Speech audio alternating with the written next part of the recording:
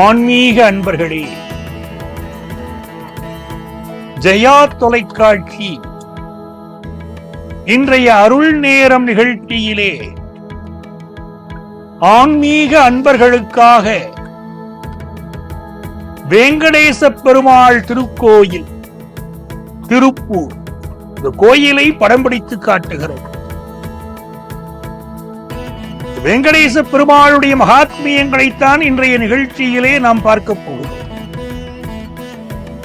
தோள் கண்டார் தோளே கண்டார், தொடுகமல தாழ் கண்டார் தாழே கண்டார் என்று கம்பன் எழுதுகிறார். இந்த பெருமாளுடைய அழகு அப்படிப்பட்டது. அந்த பெருமாளை சேவித்தால் என்னவெல்லாம் நன்மைகள் கிடைக்கும் என்று நாம் பார்க்க போகிறோம். சாட்சாத் அனுக்கிரகம் புரியக்கூடிய அந்த பெருமாள் வெங்கடேச பெருமாள் திருக்கோயில் கொண்டிருக்கிறார் திருப்பூரிலே. அதைத்தான் இன்றைய நிகழ்ச்சியிலே நாம் பார்க்கிறோம்.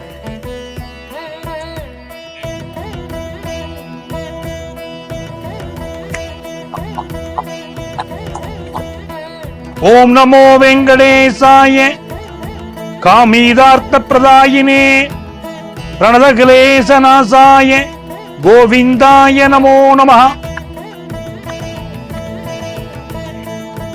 புண்ணிய பூமியாம் தமிழகத்திலே திருப்பூர் மாநகரத்திலே அமைந்திருக்கக்கூடிய திருக்கோயில் அருள்மிகு வெங்கடேச பெருமாள் திருக்கோயில். கோவில்ல மூலவர் வெங்கடேச பெருமாள், தாயார் அலர்மேல் மங்கை. வெங்கடேச பெருமாள் பேரை கேட்ட உடனே நமக்கு தெரியும் திருப்பதி வெங்கடாஜலபதி ஞாபகத்துக்கு வராரு இல்லையா? அப்படி திருப்பதி வெங்கடாஜலபதியை போலவே இந்த தலத்து பெருமாள் இருக்கிறார். ஸ்ரீ வெங்கடேச பெருமாள் பக்தர்களுக்கு பேரருள் கருணையை பொழிகிறார். அப்படி மக்களுக்கு கருணை பொழிய வேண்டும் என்ற இதனுடைய திருவுள்ளப்படிதான் திருக்கோயில் கொண்டு எழுந்தருளி சேவை சாதித்து அருள்கிறார்.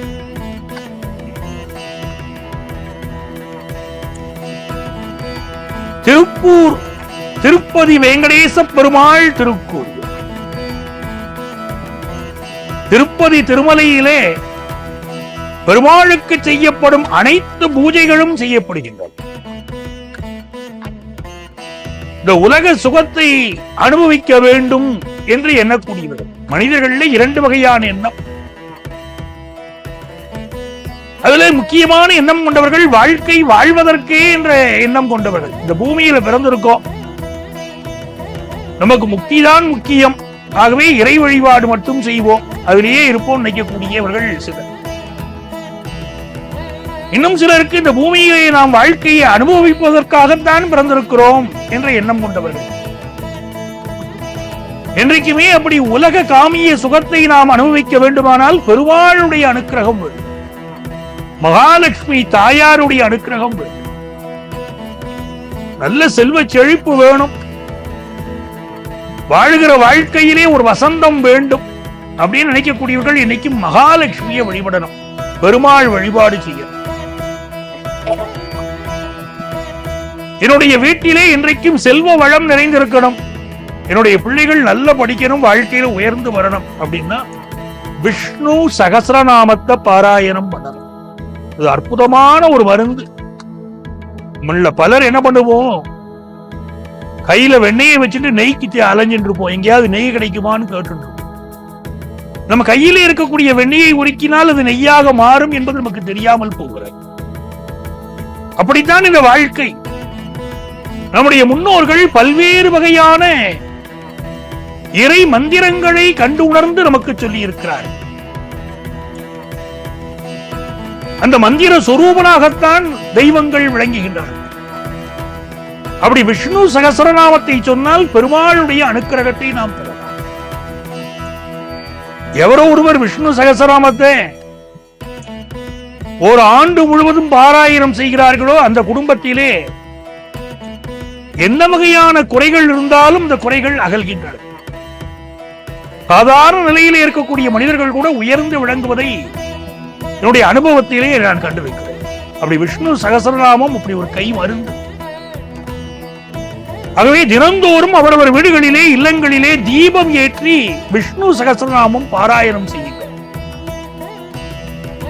கடுமையான வியாதியுடையவர்களாக இருந்தாலும் சரி, உங்க வீட்டுல பிள்ளைகள் சரியா செட்டில் ஆகலைன்னு நினைச்சாலும் சரி, இந்த விஷ்ணு சகஸ்ரநாமத்தை உட்கார்ந்து பாராயணம் பண்ணினால் போதும்.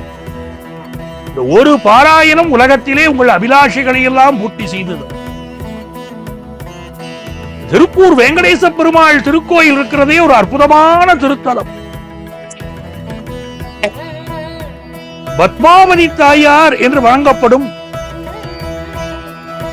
அலர்மேல் மங்கை தாயார் தனி கோயிலிலே நாச்சியாராக பெரிய தாமரையில் அமர்ந்து மேல் இரு திருக்கரங்களிலும் தாமரைகள் ஏந்தியும் மற்ற கரங்கள் அபய வரத ஹஸ்தமாக கொண்டு காட்சி தருகிறார். ஹஸ்தம்னா கை, உள்ளங்கை. அபயஹஸ்தம் காட்டுகிறாள் என்று சொன்னால் நமக்கு அவள் ஒரு பாதுகாப்பை தருகிறாள். அவளை வேண்டிக் கொண்டால் நமக்கு பாதுகாப்பு கிடைக்கிறது. நமக்கு வேண்டும் வரத்தை தரக்கூடியதுதான் இந்த வரதஹஸ்தம். அம்பாள்கிட்ட வேண்டிக்கிறோம், எனக்கு இந்த வரம் வேணும், என் பிள்ளைகள் படிக்கணும், என் பொண்ணுக்கு கல்யாணம் ஆகணும், நமக்கு என்ன அபிலாஷைகள் உண்டோ அம்பாள்கிட்ட வேண்டிக்கலாம். அபய வரதஹஸ்தமாக காட்சி தருகிறாள். இன்னும் பலர் முதுமையிலே தவிப்பார்கள். என்னுடைய பிள்ளைகள் எல்லாம் அமெரிக்கா போகணும்னு ஆசைப்பட்டேன், ஆஸ்திரேலியா போகணும்னு ஆசைப்பட்டேன், வெளிநாடுகளில் வாழணும்னு ஆசைப்பட்டேன். என் குழந்தைகள் நன்றாக படித்தார்கள், வெளிநாடுகளில் வெளியூர்களில் வாழ்கிறார்கள். ஆனால் தாயும் தகப்பனும் நாங்கள் முதியோர்களாக எங்கள் தனிமையிலே வாழ்ந்து கொண்டிருக்கிறோம், பாடி கொண்டிருக்கிறோம்.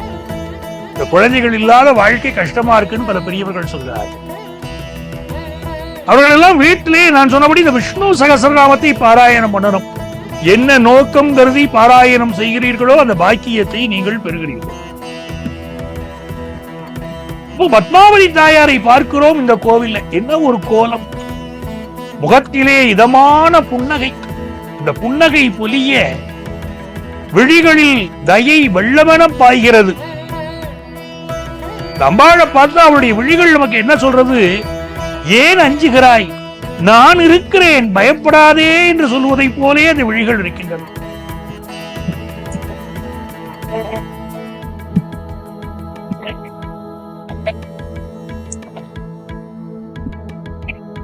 இப்ப 2003 இந்த கோவில கும்பாபிஷேகம் பண்ணும் போது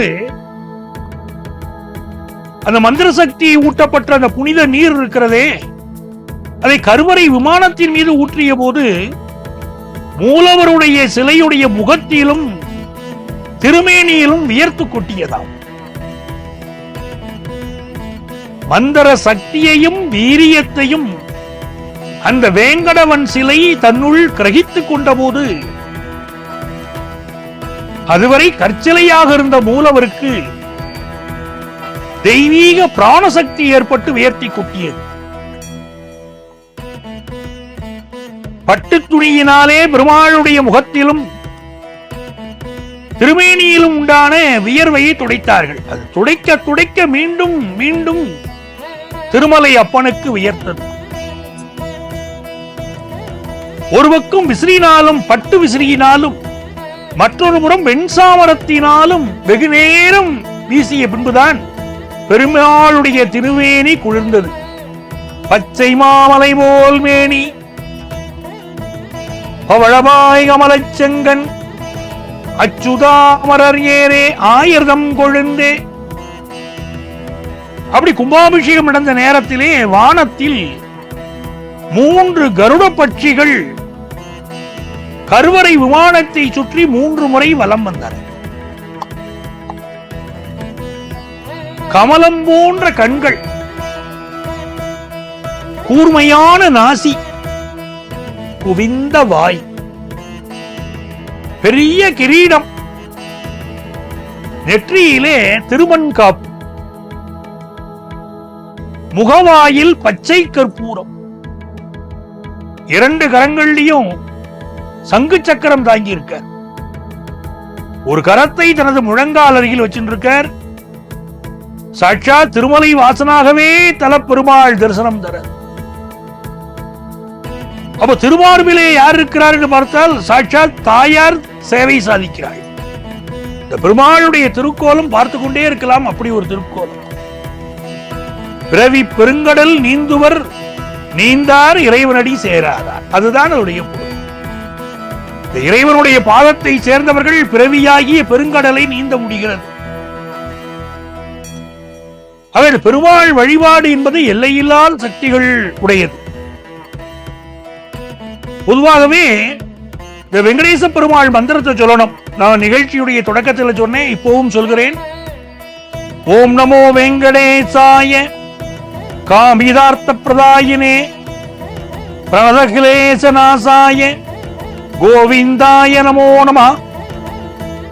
இந்த மந்திரத்தை வெள்ளிக்கிழமைகள்ல பெருமாள் கோவிலுக்கு சென்று நெய்விளக்கு ஏத்தி மல்லிகைப்பூ சாத்தி 108 முறை ஜபிக்கணும். இந்த மந்திரத்தை இந்த நெய்விளக்கு ஏத்துறதும் மல்லிகைப்பூ சாத்துறதும் ரொம்ப முக்கியம்.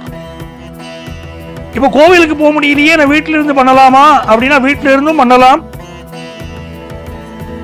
முடியன்றவரை பெருமாள் கோவிலுக்கு சென்றால் இந்த பெருமாளுடைய அனுக்கிரகம் பரிபூர்ணமா கிடைக்கிறது. ஏகாதசியும் வெள்ளிக்கிழமையும் சேர்ந்து வரக்கூடிய நாள்ல இந்த மந்திரத்தை சொல்றது ரொம்ப சிறப்பு. வாழ்க்கையில் அதிர்ஷ்டம் இல்லைன்னு சொல்றவர்கள் எல்லாம் இந்த தலத்து பெருமாளை சென்று வழிபடுங்கள். திருப்பூர் வெங்கடேச பெருமாளை. வாழ்க்கையிலே அதிர்ஷ்டம் தேடி வரும். சிலருக்கு அலுவலகத்திலே ஆபீஸ்ல எனக்கு கிடைக்க வேண்டிய நியாயமான ப்ரமோஷன் கிடைக்கல அப்படின்னு குறைகள் இருக்கக்கூடியவர்கள் திருப்பூர் வெங்கடேச பெருமாள் திருக்கோயிலே சென்று பிரார்த்தனை செய்து கொண்டால் உங்களுக்கு நியாயமா கிடைக்க வேண்டிய ப்ரமோஷன் கிடைக்கும், செல்வம் பெருகும். ஆகவே அப்படி சென்று வழிபடுவது என்பது உங்கள் வாழ்க்கையிலே எல்லா வகையான நன்மைகளையும் கொண்டு வந்து தரும்.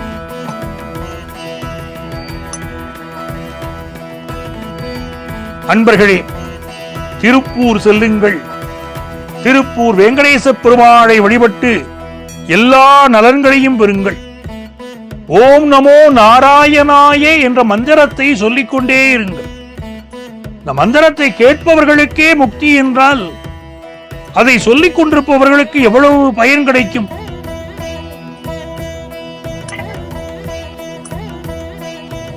வைகுண்டத்திலே நாராயணன் பாம்பு படுக்கையில படுத்துட்டு இருந்தார்.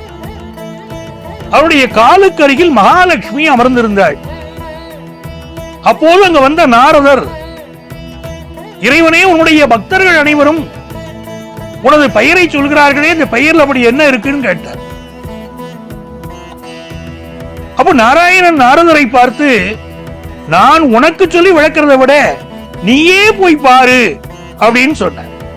நேரில் சென்று தெரிந்து கொள், உடனடியாக பூலோகம் சென்று தெரிந்து கொள்ளினார். தென் திசையில் இருக்கக்கூடிய வனத்துல ஒரு புழுவிடம் அந்த மந்திரத்தை சொல்லி என்று நாராயணர் சொல்லி இருந்தார். நாரதர் நேரம் வந்தார். நாராயணன் சொன்ன அந்த வனத்தை நோக்கி சென்றார். அங்கு ஒரு புழு ஒரு இலையின் மீது உருந்து கொண்டிருந்தது. அதன் அருகிலே சென்ற நாரதர் அந்த புழு பக்கத்துல போய் ஓம் நமோ நாராயணாயா என்ற மந்திரத்தை சொன்னார். அந்த புழு உடனே செத்து விழுந்தது. நாரதருக்கு குழப்பம். பெருமாள் பேரை சொன்னா நன்னா இருக்கணுமே, புழு செத்து விழறதேன்னு சொல்லிட்டு மனம் குழப்பம் அடைந்து வைகுண்டம் போனார். அந்த புழுட்ட உங்க பேர் சொன்னேன், அது செத்து விழுந்து விட்டதே, இதுதான் மகிமையான்னு கேட்டார். நாராயணன் சொன்னார், நாரதா நீ மீண்டும் பூலோகம் செல், அங்க ஒரு பசுமாடு ஒரு கன்றை ஈனும், அதில் போய் என்னுடைய பெயரை நீ மந்திரத்தை சொல்லுன்னு சொன்னார்.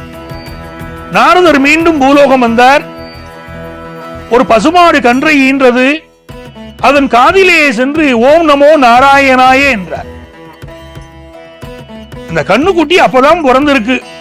பிறந்து சில நிமிஷங்கள் கூட ஆகல, அந்த கண்ணுக்குட்டி கீழே விழுந்து இறந்து போச்சு. திடுக்கிட்டு போனார்.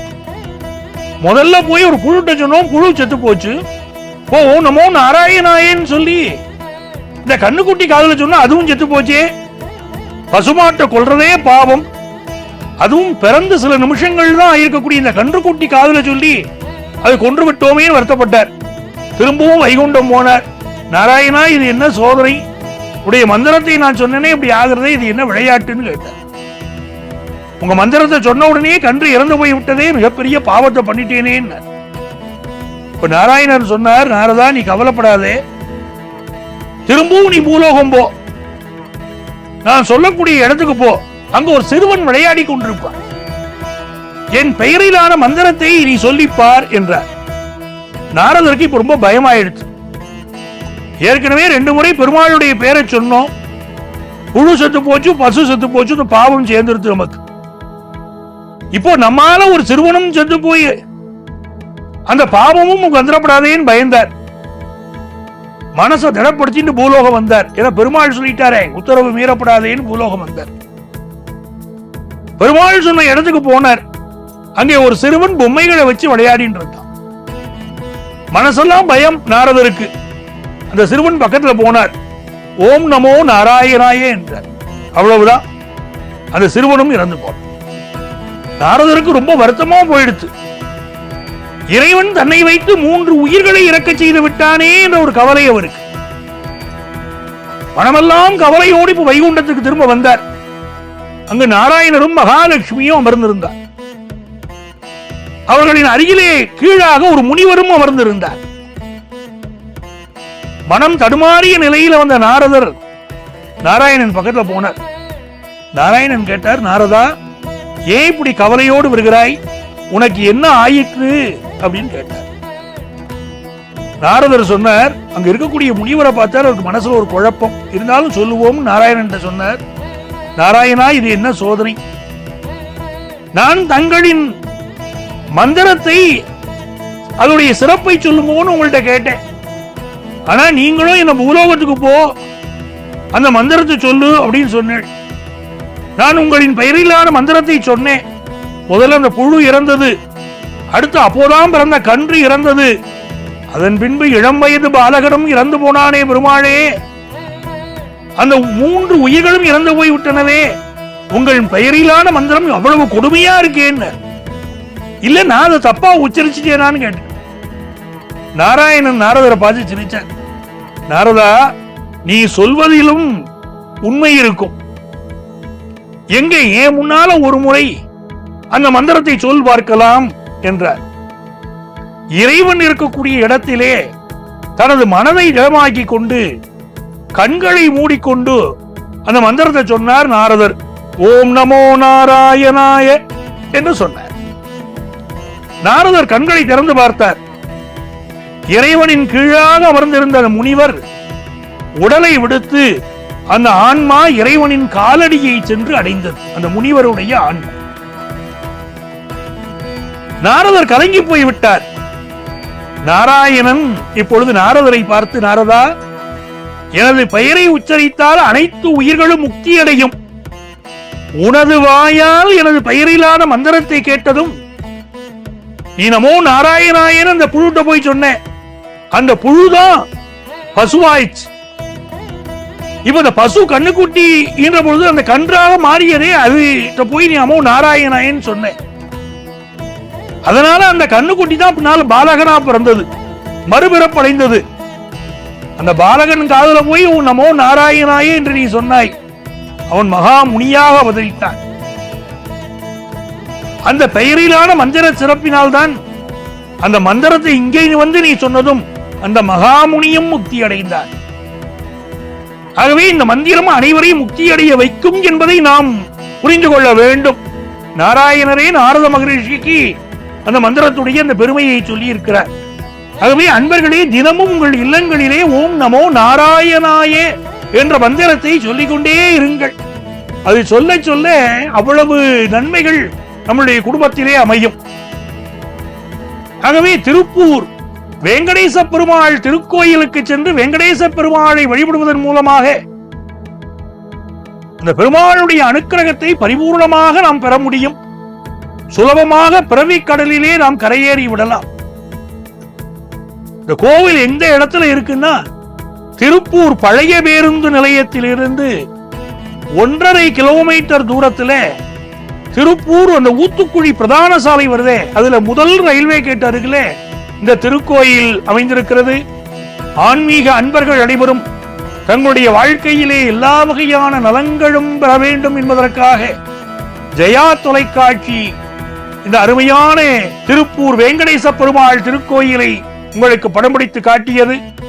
அனைவர் வாழ்விலும் எல்லா சௌபாகியங்களும் இங்கே பெறணும்.